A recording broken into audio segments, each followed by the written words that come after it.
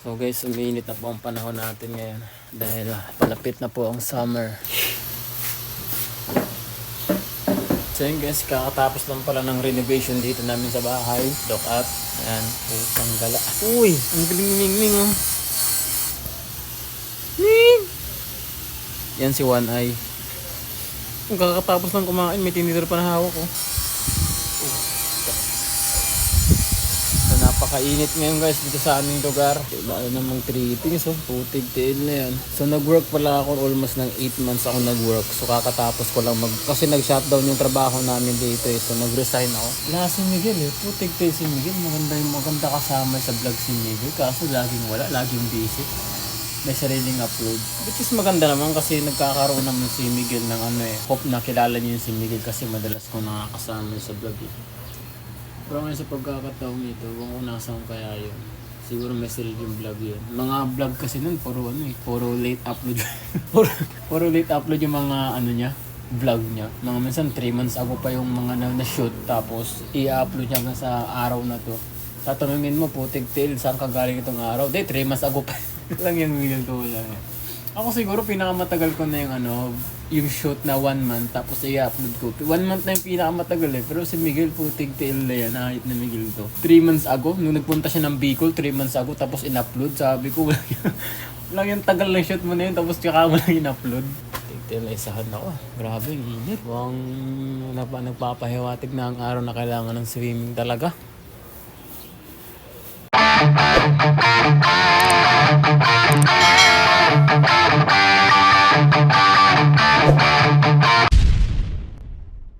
So shoutout nga pala sa pinanggalingan nito. Tignan nyo order nyo, bawas o bawas.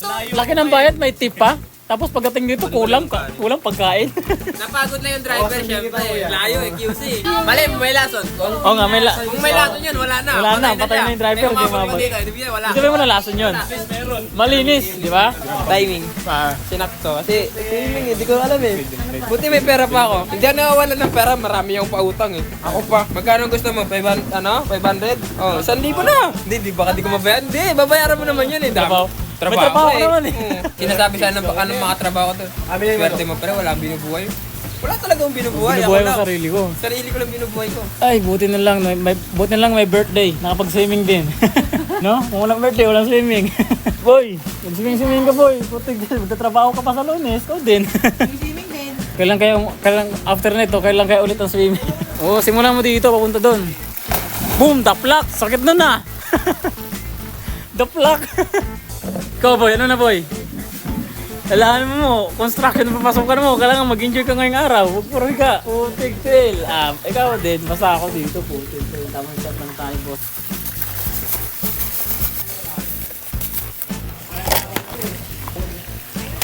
Alam niyo guys, pag may mga ganitong okasyon, huwag napigilan ang sarili, di ba? Kasi yung mga ganitong mga kaganapan, minsan lang to eh, hindi naman to araw-araw ginagawa eh. So, kung usapang enjoyment, putik tail. Ito nga oh, kakatrabaho, mukha ng payong mukha.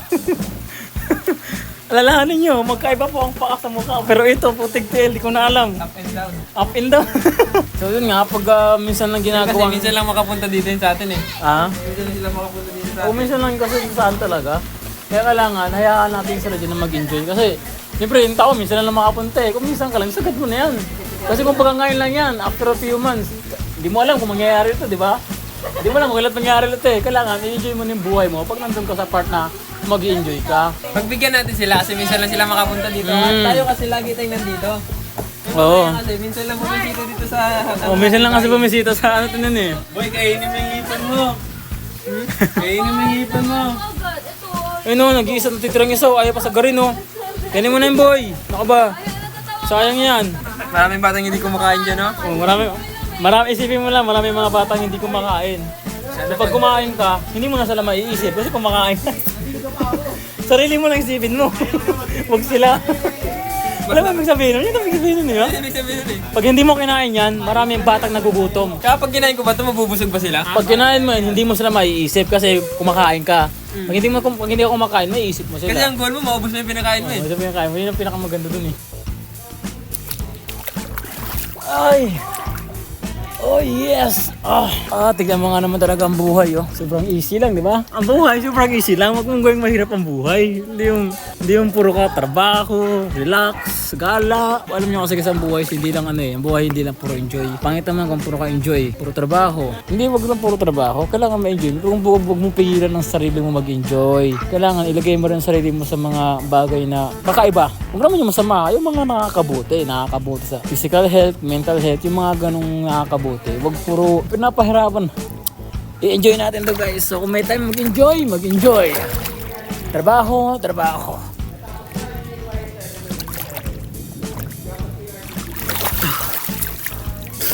Diba? Ganun lang. Huwag puro trabaho guys.